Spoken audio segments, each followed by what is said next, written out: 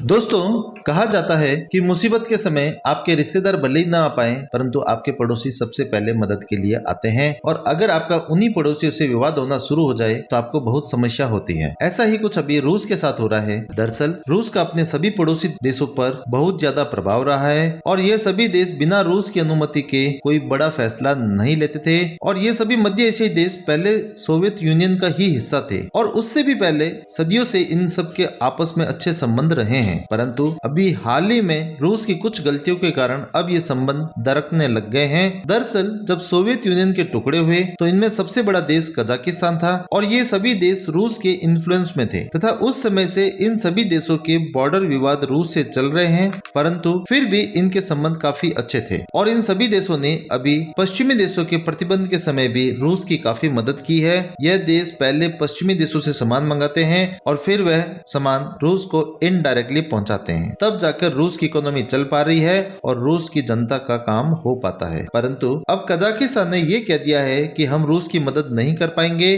तथा पश्चिमी देशों के लगाए प्रतिबंधों को फॉलो करेंगे। और दोस्तों, इससे रूस को बहुत बड़ा झटका लगा है। दरअसल इसके पीछे कई कारण हैं जिन्हें आपको समझना पड़ेगा और उनमें सबसे पहला कारण यह है कि ये सभी देश रूस पर कई कारणों से निर्भर थे। इनकी विदेश नीति पर रूस का पूरा इन्फ्लुएंस रहता था, तो अब ये सभी देश इससे मुक्त होना चाहते हैं तथा अपनी स्वतंत्र विदेश नीति को भी फॉलो करना चाहते हैं। और दूसरा, इन सभी देशों को जिसमें कजाकिस्तान भी शामिल है, इनको इस बात का भी डर रहता था कि कहीं पश्चिमी देश इन पर भी प्रतिबंध नहीं लगा दे। और चूंकि ये सभी देश लैंड लॉक्ड कंट्री है तो इन सब देशों की निर्भरता दूसरे देशों पर ही रहेगी और कल को अगर इन पर प्रतिबंध लग जाए तो इन देशों की पूरी सप्लाई चेन में ही प्रॉब्लम हो जाएगी। इस कारण प्रतिबंधों के डर से भी इन्होंने बात कही है। और तीसरी बात, इन सभी देशों के बॉर्डर विवाद रूस से चल रहे हैं तो इन्हें डर है कि रूस ने जैसे यूक्रेन के साथ युद्ध किया है तो भविष्य में रूस उनके साथ भी युद्ध कर सकता है। और यूक्रेन ने पश्चिमी देशों के हथियारों के साथ रूस का डटकर मुकाबला किया है और रूस की इकोनॉमी को बिल्कुल खराब हालत में पहुंचा दिया है। तो रूस का जो भौकाल था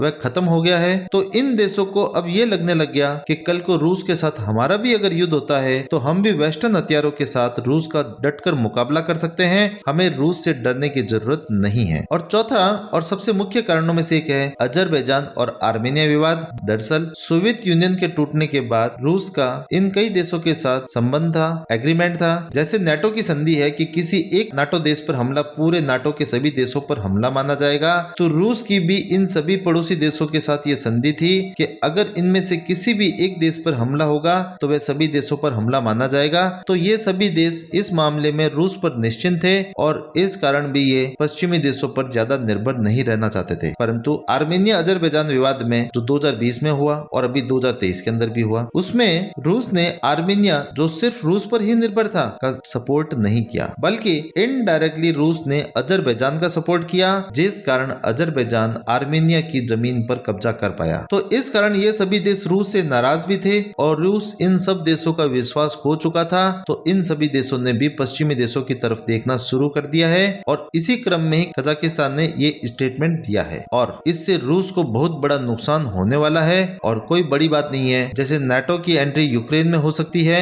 वैसे ही नाटो की एंट्री भविष्य में कजाकिस्तान में भी हो सकती है। एक तरह से रूस को चारों तरफ से घेरा जा रहा है और इन सब घटनाओं से कहीं न कहीं रूस का कमजोर होना तय है। वैसे इसमें कोई और भी अपडेट होगा तो मैं आपको देता रहूंगा। आप हमारे साथ बने रहिए। Thank you for watching this.